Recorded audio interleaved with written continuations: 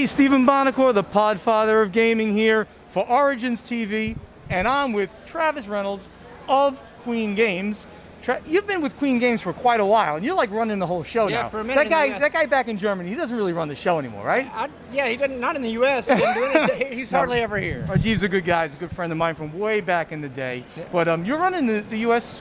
operations completely, right? That's correct. That's awesome. And you've got some, as always, amazing things happening. You're one of the big guys right up here in the front in booth 1500 Queen Games. The big game I think that you have, or want to talk about, is one of the biggest designers, of course, in the industry, Stefan Feld. Tell me about City Collection Stefan Feld games here. Yeah, so the Stefan Feld City Collection is something we've been working on for most of the pandemic. It's about to release in August for Kickstarter backers, and then later in the fall for everybody else. And is it all the games coming out at the same time? The first four will. They came out, some delays, as I'm sure you know, and everything kind of got backed up. So these will be the first four they'll fulfill. We got Hamburg, Amsterdam, New York City, and Marrakesh. Yeah, and some of these are re-implementations of old games, like this used to be Bruges, this was Macau, this was Rialto. This is a brand new game, and we've announced the next two, Vienna, which used to be La Isla, and this was Bora Bora, and now it's going to be Cusco. Very, very interesting. So they are thematically linked because they're about individual cities, and yes. Of course we're going to be referencing the great monuments of the cities. You see the Empire State Building in my former hometown of New York City. Are there any, and besides, of course, Stefan Feld being the linchpin here, do they have any other connection to each other, or are they completely separate games, separate mechanics, separate everything? We've done some collectability stuff to make them kind of connected. Like you see this connected skyline here. All the boxes on your shelf will do that. Oh, you got to be kidding me. Which gives it a nice... Oh, all of you anal or retentive, can I say that? Yeah. Gamers are going to love this because this is like one line of coolness here. It just, yeah, like these cities aren't that close to each other, but they look really cool when they're sitting on the shelf like that. Yeah. That's pretty neat. What else? Yeah. Well, the other connecting thing would be that on all of the games, even though some of them are older games, we've sat down with Feld, our developers meet with him weekly, and we're going over every aspect of them. He's changing things he wished he'd done different. He's adding new content, so they really are new games. If you know the old game, you know the DNA is there, but it's not the same. Right. So it's been streamlined. It's been improved. Correct. There's second editions at least, or even more, for sure, than the original game. This is cool. And you said you have 4 coming out immediately. Yeah, they'll be in August. And you got 2 more coming out. When are these? Vienna. We haven't even kickstarted these yet. Okay. So we just announced them. So it'll probably be late this year, early next year when these hit Kickstarter. These will fulfill in August, and then they'll hit retail this fall. So this you think is a fourth quarter 2020? Fourth quarter, first quarter. And that's Vienna and Cusco. Where is Cusco? It's on an island it's the same area where Bora Bora was, I think. So in the Polynesian islands. Yes, right. Yeah. I think that's it. My geography is not great. I was in Hawaii recently, so I know Polynesia. I think that's Bora Bora. It's close, right? Yeah, okay, all right. Sounds good. Somewhere around there. Yeah, right. But you said you have more things happening, right? Yeah, so I want to talk about a new project we have called the Green Planet Collection. Green Planet. Yep, and the connecting theme there is that all the games are about renewable energy. That's solar obviously energy, an amazingly important topic these days. Correct, Very cool. Right? We've got a game from Dirk Hinn in the series, a game from Emmanuel Ornella in the series. There's going to be at least 6 games.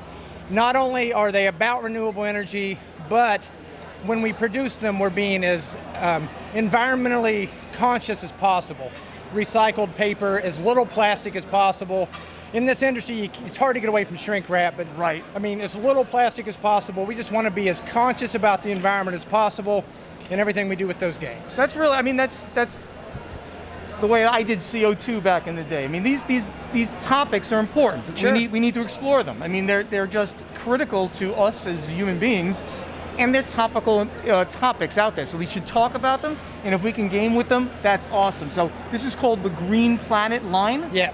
And what are the games in the line that so far we have Power Lines, and I can't remember the Ornella one. It's over there, but Power Line is the one from Dirk Hinn. So you can come by here and see the other one too. I do have a copy of Power Lines here if people want to come. Very cool. Just like I have a copy of these 4 Stefan Felds if people want to come by and see them. Oh, so you can see all of these games. I have them here, yeah. Plus Power Line in the Green Planet line. Yep, correct. And anything else back there that you're going So for? we have a new line out. It's a studio called Chili Island, and it's a small box game, which we're known for having a bigger box and some really big boxes.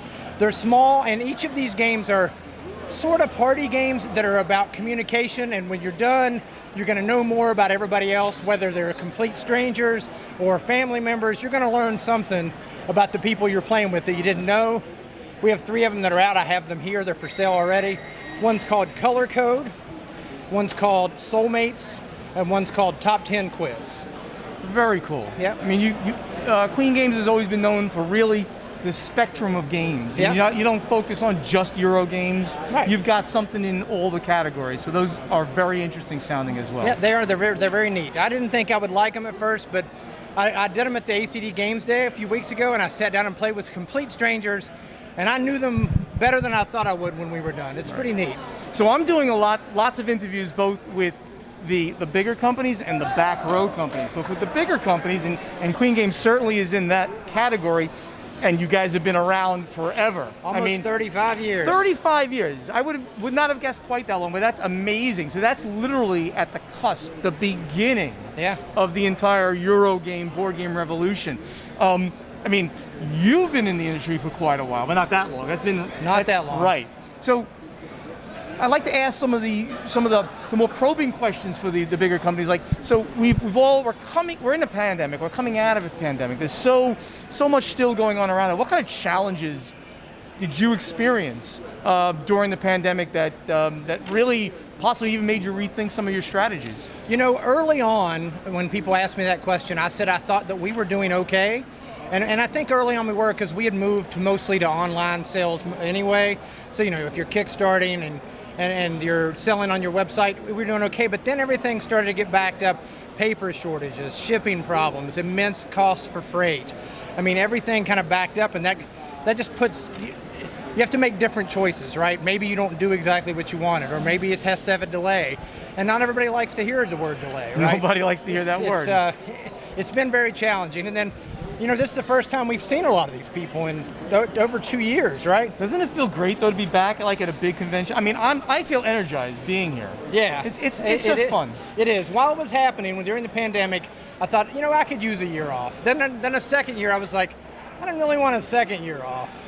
Now I'm really glad to be back. No, you know, gamers, you know, we get bad rap sometimes that, like, you know, we're not social or we've got awkwardness, but really in the end, what do? We sit around a table and we compete or we cooperate, we game together, and this kind of thing just engenders that community feeling, being at these big, especially these bigger conventions. Yeah. It's nice, it's wonderful. Absolutely. It feels so good. People who think gamers aren't social haven't hung out with you and I. That's right. Two of us are on that real far end of the social thing. Anything else you want to add before we close? No, I appreciate you coming and doing this. This is great. Thank you, Travis. Travis, an old friend of mine, not that old, but a longtime friend of mine in the industry. I mean, you were demoing games and you were doing all kinds of fun stuff, and then now you're running companies. It's great to see that. Yeah. Great. So, come to see Queen Games and Travis here at booth 1500 in the exhibitor hall. Check out the whole Stefan Feld line of games that he's got here. Check out the green line of games, Green Day, is this Green called? Planet. Green Planet games. And see this. This is the great stuff going on right here. I'm Stephen Bonacore, the Podfather of Gaming for Origins TV. See you next time.